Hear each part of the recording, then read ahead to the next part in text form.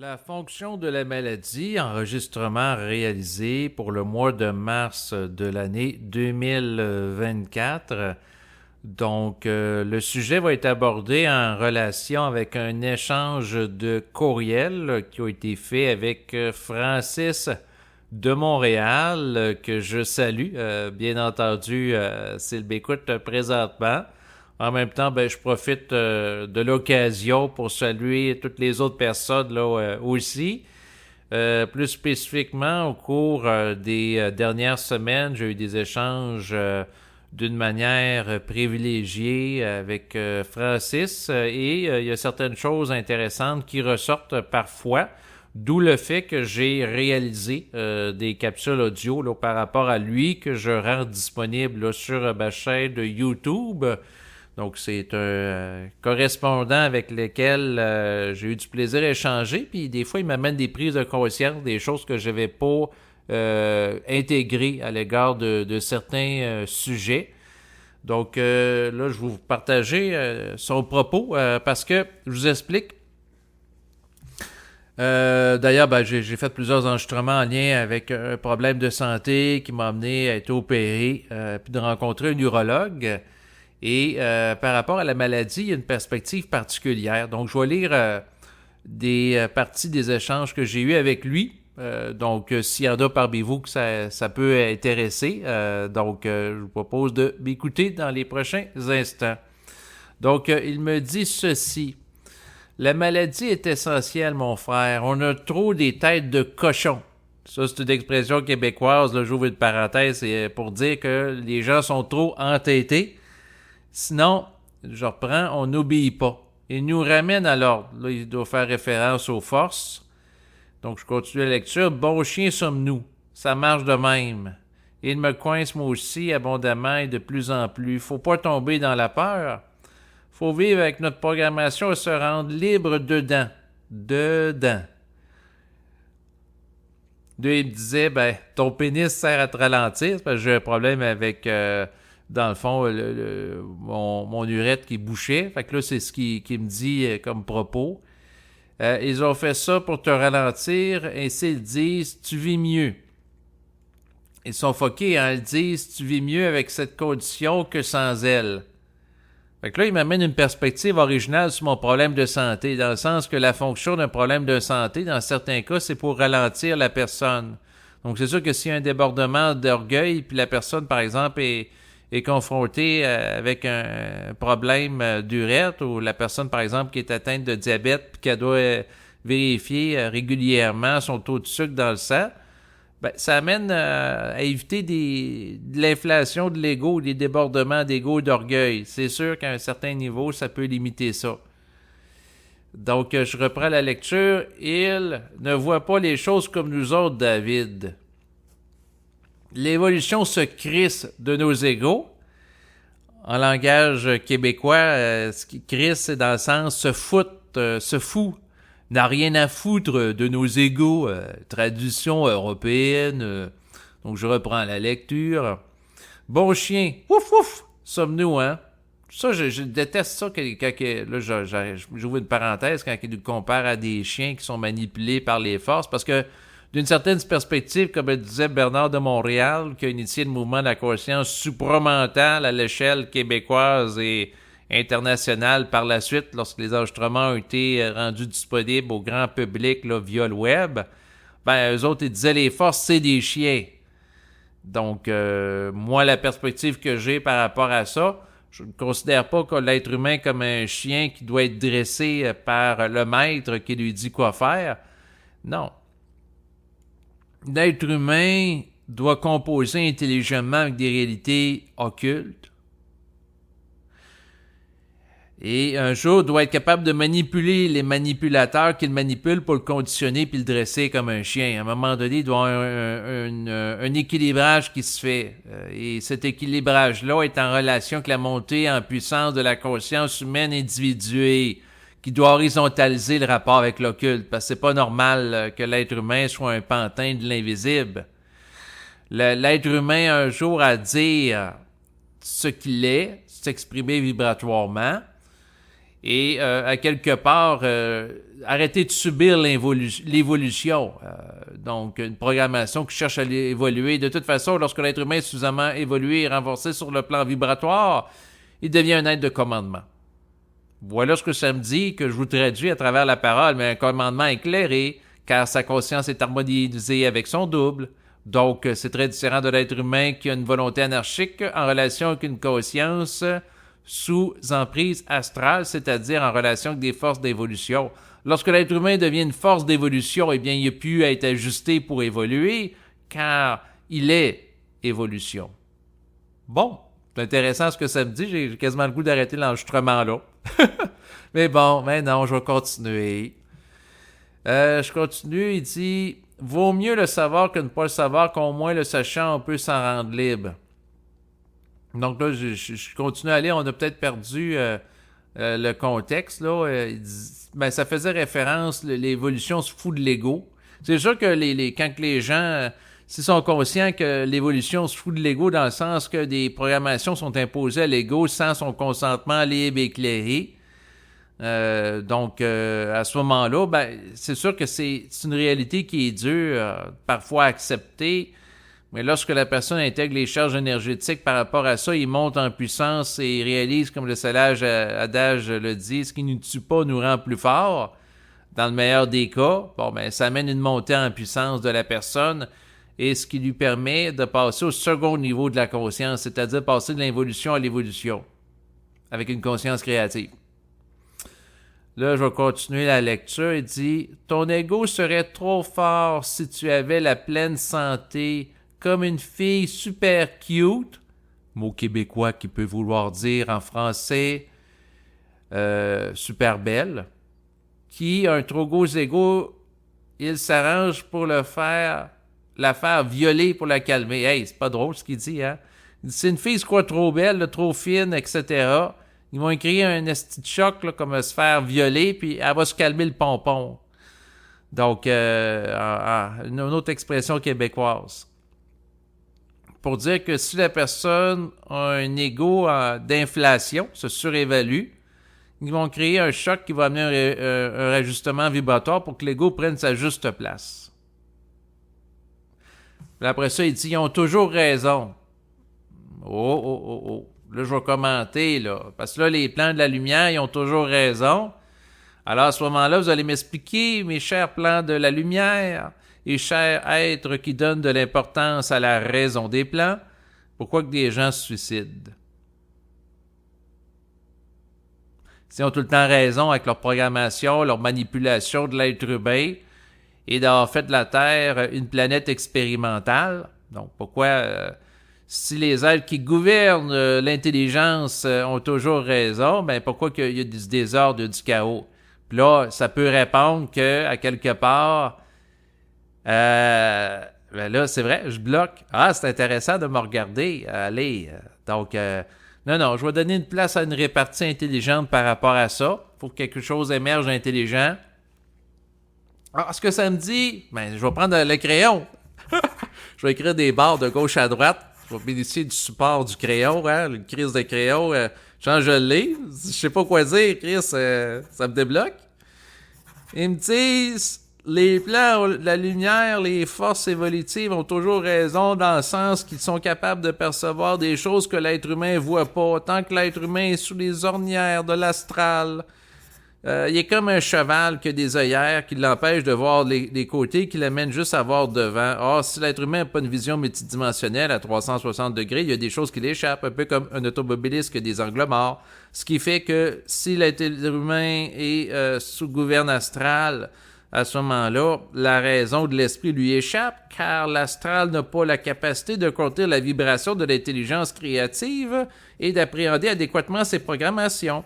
L'intelligence astrale est comparable, par exemple, à une interface qui est plus basse en vibration. Prenons par exemple le système informatique, car il y a plusieurs parallèles qui peuvent être établis entre les réalités occultes et les réalités de l'informatique. Par exemple, il y a une nouvelle mise à jour d'un logiciel qui se fait. Prenons par exemple par rapport à Word qui sert à écrire des textes. S'il y a un nouveau format Word qui apparaît, l'ancien logiciel qui sert à lire les anciens formats Word ne peut pas le lire, mais le nouveau logiciel peut lire aussi les anciens. Ce qui veut dire que la conscience nouvelle qui est ajustée vibratoirement, la personne qui est capable d'accéder à une conscience évolutive, est capable de comprendre et lire les gens issus de l'involution, mais le drame que cette personne peut vivre, qui est extrêmement contrariant, c'est que cette personne-là va se sentir incomprise par les êtres de l'évolution, car ils n'ont pas le taux vibratoire pour être capable d'intercepter et d'interpréter adéquatement l'énergie de l'esprit qui pulse à travers cette personne, ce qui fait en sorte qu'il n'y a pas une réciprocité psychologique et psychique qui peut s'installer entre eux, dans le sens que l'être de l'évolution qui réfléchit en fonction des formes a une impossibilité de capter adéquatement la vibration de l'esprit. Il va se sentir d'ailleurs agressé par elle, car trop forte en énergie. Tandis que l'individu de l'évolution peut se sentir agressé par celui de l'évolution, car incompris par lui dans sa multidimensionnalité. Donc, comme il n'y a pas des rapports équilibrés, ben, c'est un petit peu comme quelqu'un qui a une interface psychique plus raffinée que l'autre. Bon, ben, quelqu'un qui a une interface psychique plus à jour car nouvelle, en relation avec le rehaussement du taux vibratoire qu'il a vécu au cours de sa vie, en accéléré, à comparer de l'autre qui ne vit pas ça à la même vitesse, ce qui fait en sorte qu'il est capable de décrypter celui qui vit plus élevé des informations que l'autre ne peut pas. Donc, il y a un déséquilibre. Donc, on va continuer à lire son texte. Il dit « La santé est un outil pour eux pour nous joindre direct. » Donc, je vais commenter. Ben, c'est sûr qu'on peut, dans le fond, être mis en relation avec l'esprit par la santé. Donc, moi, en tant qu'individu, dans le fond, si j'ai un problème de santé, puis c'est important en tant qu'ego, pour moi, ça va peut-être plus me déranger qu'une autre personne a un problème financier ou un problème relationnel. Tout est en fonction de chacun. Donc, c'est sûr que si l'esprit ou les plans de la lumière veulent m'amener dans un état de colère mentale, ben, c'est sûr que si le problème de santé est gossant, donc c'est parce qu'il y a un jeu de mots, parce qu'au Québec, on va dire les gosses, les testicules, ou qui concerne le sexe, comme le Bondurette qui était sur le point de boucher, ça va plus me travailler vibratoirement qu'un autre type de problématique. Ou d'autres choses qui ne créeront pas de choc. Chaque personne a ses zones de vulnérabilité, puis c'est intéressant de les étudier. Moi, à un certain niveau, c'est la santé. Donc, je vais continuer la lecture du texte. Il dit, dans l'ensemble de leur point de vue, c'est très logique ce qu'ils nous imposent. Ils nous retirent, nous enlèvent, nous obligent à créer. Sinon, on reproduit nos patterns de vie d'insécurité inconsciemment. Ils veulent attirer notre attention vers eux et qu'on coupe nos routines égotiques. J'arrête la lecture. Bon, c'est sûr, un problème de santé comme moi, là, ça m'a amené à couper ma routine d'ego. Ça, c'est clair, ça a changé ma vie, ça m'a sorti d'une certaine forme de léthargie, ça m'a amené à me redéfinir à différents niveaux. Parce que c'est au moment où je vous parle, je suis obligé de m'enfoncer une tige de pénis en plastique pour vous donner l'explication scientifique de cela. Ben, pour empêcher que mon urètre bouge de nouveau, ben, il faut que j'utilise un dilatateur du méa urétral 2 fois par jour. J'utilise ça. C'est ça, ça a changé ma vie. On peut vivre des oppositions sur lesquelles des fois c'est difficile de changer. Des fois, on peut agir sur notre... Ben, je cherche toujours à agir sur ma condition médicale par rapport à ma conscience.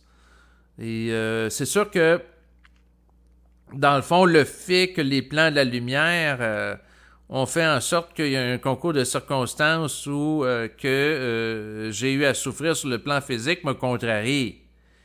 Parce que je pars du principe qu'il n'y a pas de hasard dans la vie. Donc, tout est su, tout est connu. Ma programmation génétique, par exemple, qui peut être plus... dans le fond, me rendre plus disponible, par exemple, un problème de lichen scléroatrophique qui a amené mon problème de peau. C'est un élément qui peut être modifié par rapport à un changement vibratoire à un certain niveau. C'est de le réaliser aussi, là. Mais dans le fond, en lien avec son propos, je vais continuer à lire là, ce qu'il a écrit.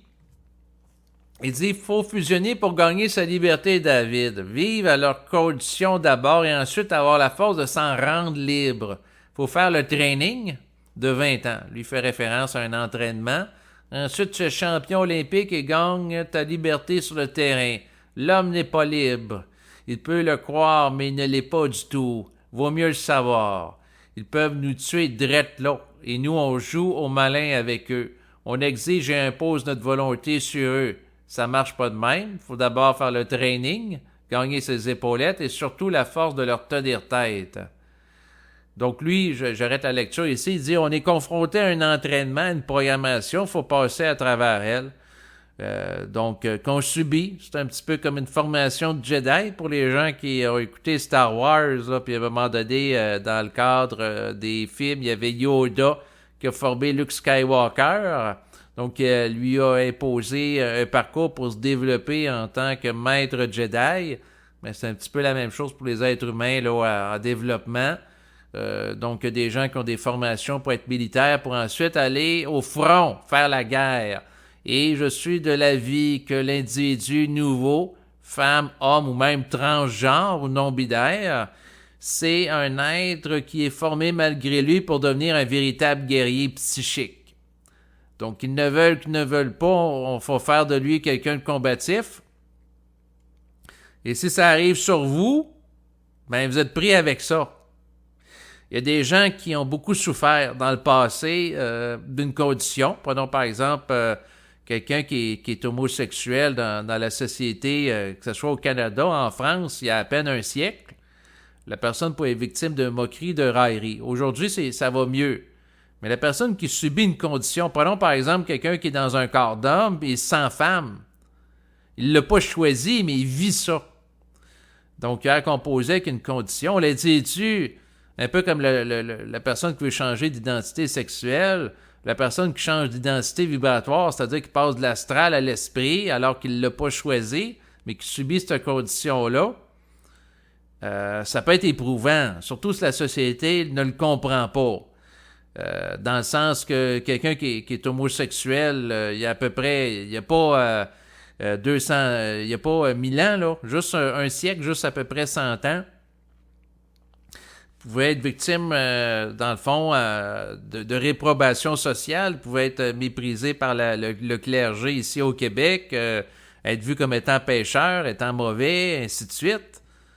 L'acceptabilité sociale est venue avec le temps, et un jour, ça sera la même chose pour l'acceptabilité sociale par rapport à l'individu nouveau, fusionné. Mais là, les gens, ils sont fermés à ça. Ça ne viendra pas partout en même temps. L'acceptabilité sociale qu'aujourd'hui bénéficient les homosexuels, les gens, prenons par exemple en Iran, ils ne bénéficient pas de ça. Il y a des pays, à cause du conservatisme religieux, qui sont très réfractaires dans leur mentalité par rapport au phénomène de l'homosexualité. Fait que là, imaginez de parler à ces gens-là, de gens qui ont des consciences libres et autonomes, qui vivent au-delà du conditionnement religieux, probablement qu'ils risquent d'être pas nécessairement trop enclins là, par rapport à ça. Donc, ceci dit, je vais reprendre la lecture. Donc, il faut que l'homme, sache qu'ils sont les boss. Là, il fait référence sans doute aux forces. Ils ont leur raison. Ils ne se trompent jamais. Là, ici, j'arrête parce que je suis pas nécessairement d'accord avec ça. Les plans de la lumière se trompent jamais, là. Chris, il n'y aurait pas eu le foutoir involutif. Donc, à un certain niveau, s'il n'y avait pas d'erreur dans l'absolu. Mais dans un sens, ils ne se trompent pas par rapport au fait qu'ils savent c'est quoi que l'être humain, qu'est-ce qui va le faire chier puis évoluer. Dans un sens, ils ont un niveau de savoir qui peut... C'est comme si eux autres savent plus pour l'ego qu'est-ce qui est bon pour lui-même, un peu comme le parent qui sait davantage pour l'enfant qu'est-ce qui est bon pour lui-même pour son développement.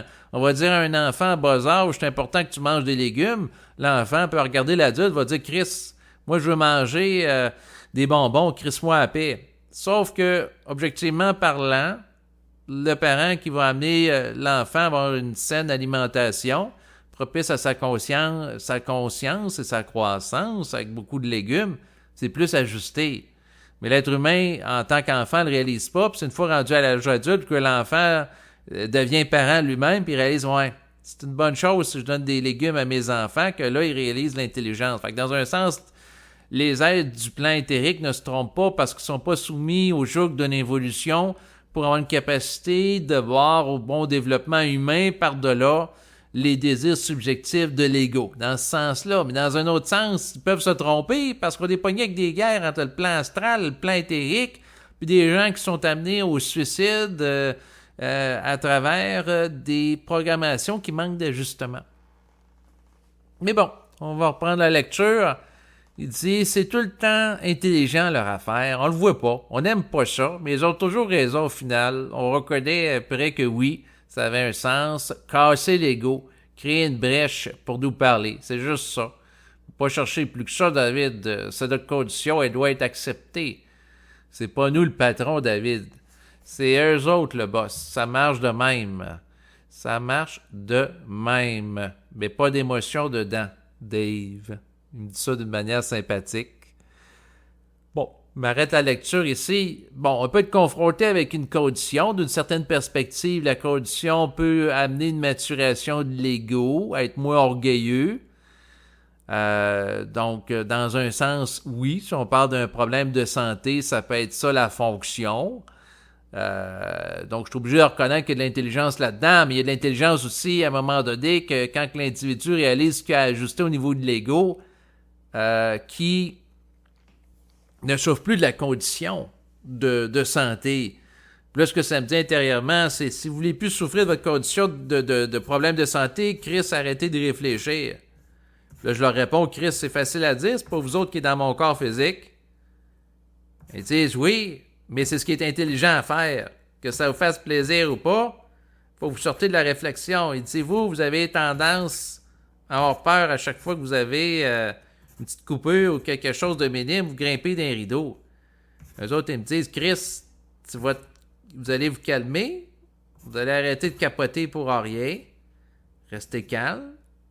Sinon, Francis a écrit aussi que le but des forces me semble justement de nous en envoyer, ce qu'on appelle ici-bas de la merde, afin que nous ne puissions plus accepter ou refuser, mais plutôt de nous faire exploser, sortir de nos gonds, comme on ferait sauter une boîte électrique, mais sans la faire prendre en feu.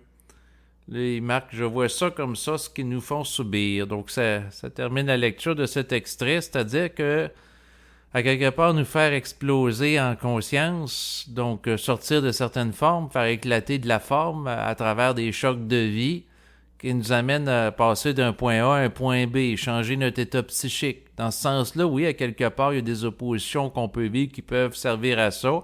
Et il est possible que les problèmes de santé auxquels on est confrontés peuvent servir à nous amener à un autre niveau de conscience dans notre rapport à la santé et à la vie. Et aux forces aussi.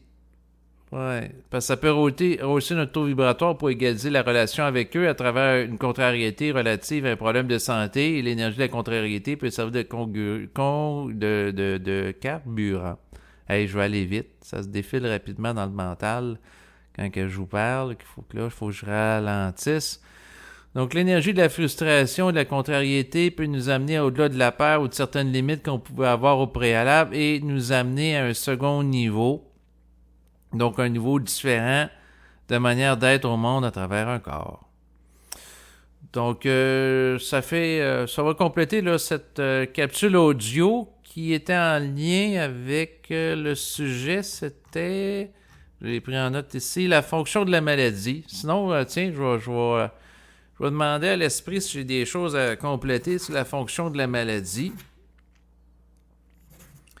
Ah, il me dit la fonction de la maladie pour une personne est en fonction de l'étroitesse de son esprit, de son conditionnement qu'il faut faire éclater. C'est-à-dire que la maladie est en fonction des failles de l'individu pour l'amener à réaliser qu'est-ce qui doit être ajusté dans sa vie et de se mettre en action en ce sens.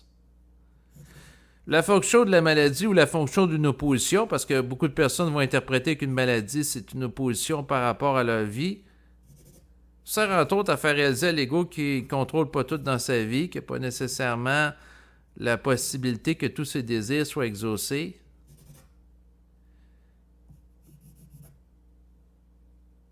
La fonction de l'ego, de la maladie peut être d'amener l'ego à en venir à un niveau plus élevé de conscience, d'harmonie, d'ajustement vibratoire qu'il pouvait connaître avant d'être confronté aux 10 problèmes de maladie.